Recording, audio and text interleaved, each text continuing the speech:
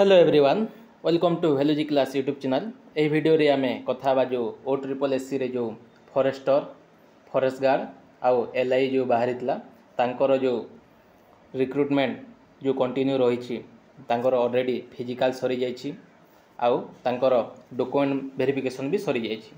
किंतु एबे सुनिया को पाउछु मैक्सिमम पिला माने RI एग्जाम जेमिति कैंसिल हैला, मैक्सिमम पिला कहउचंती कोन कि हमरो फॉरेस्टर फॉरेस्ट गार्ड एग्जाम भी एटा कैंसिल हवा कथा बोली कि कहउचंती। कारण से माने कोन कहउचंती फॉरेस्ट गार्ड एग्जाम कैंसिल हवा पछ कथा फास्ट कथा हैला जदि लास्ट रे 337 कैंडिडेट जॉब पाउ नाहंती तो से माने टॉप स्कोरिंग पिला आउ इच शिफ्ट अनुसार परसेंटाइल बाहरी छी तो से माने जो शिफ्ट रे सबु एग्जाम देइछंती से शिफ्ट रो पिला भलो मार्क रखिकी तांको परसेंटाइल कमिला तो से माने जदि बाहरिले आउ थरे मेरिट बाहरिबा कथा एई आकार रे हमरो एग्जामटा कैंसिल हवा कथा बोली कि एई आकार रे मैक्सिमम पिला तांकर आर्गुमेंट दउछंती। आउ कहउछंती परीक्षार गोटे दिन आगरु RI एग्जाम कैंसिल होउछि तो फॉरेस्टर फॉरेस्ट गार्ड तो आउ बहुत गुडिए करप्शन हेछि बोली कि हमरो कहउछंती मैक्सिमम पिला। तो एग्जामटा कैंसिल हबो कि हबोनी सेटा मु एई वीडियो रे आपण मानको डिटेल्स रे कहबी। तो फास्टली एटा हला प्योरली मु मोर पर्सनल व्यू दउनी एटा पिला कहउथिबारु मु जहा सुनिबा को पाइली मैक्सिमम पिला मेसेज करूथिले मोर टेलीग्राम ग्रुप व्हाट्सएप ग्रुप रे मु एटा से आकार रे ता देखि कहउची।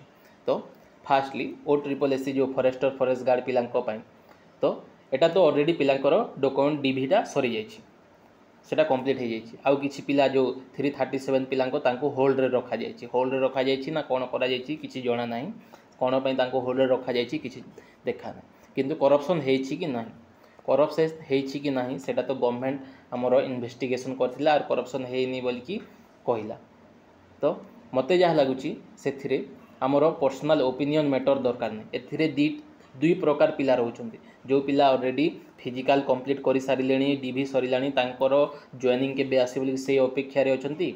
आउ गोटे पिला अछंती पिला कहउचंती करप्शन हेछि मु अधिक मार्क रखिदिली किंतु परसेंटाइल स्कोर रे बाहर कर दे कि कोन पई एग्जाम कैंसिल करा गलानी बोली कि सेथिरे पिला जाय कि पुनी अगेन केस करिबा पई रेडी होउछंती। तो कौन हम फ्यूचर स्पेशली एटा पिलांकर दोष नहीं स्पेशली है एटा सबुठारु आमर भूल है गवर्नमेंट दोष। गवर्नमेंट कौन करुच्ची पिलांको अधा अधि आमर नोटिफिकेशन छाड़ी दउची पिलांको आउ ठकी दउची अधा अधा काम करिकी। तो वांस तुम जदि बा जानिल तो जोठी सिंगल पर्सन भी करप्शन बाहरिला तो से एग्जाम को आपण मैंने डायरेक्ट कैंसिल करबा कथा नुह। तो कौन पाई एगेन डीवी डाकिबे कि फिजिकल डाकिबो कि आ गोटे पिला को कहबो 337 पिला को आमे कैंसिल कर दउछु से माने करप्ट पाइले ए सब इन्वेस्टिगेशन चली ए सब कौन चलछि।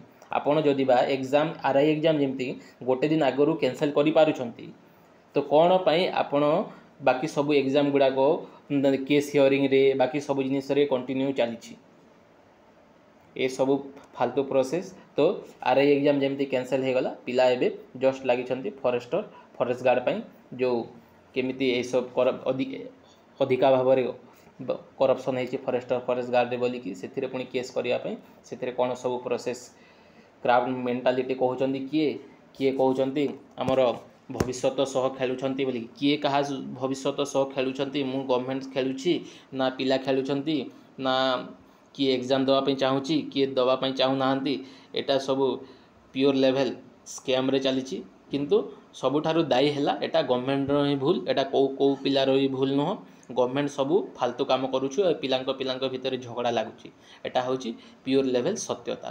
तो एतिकी रहिला अपडेट देखा जाऊ आगो को कोन होची फॉरेस्टर फॉरेस्ट गार्ड रे मध्य जहा लागुची रिजल्ट को मध्य मते जहा लागुची ए माने स्टे करिवारे लागिलेनी।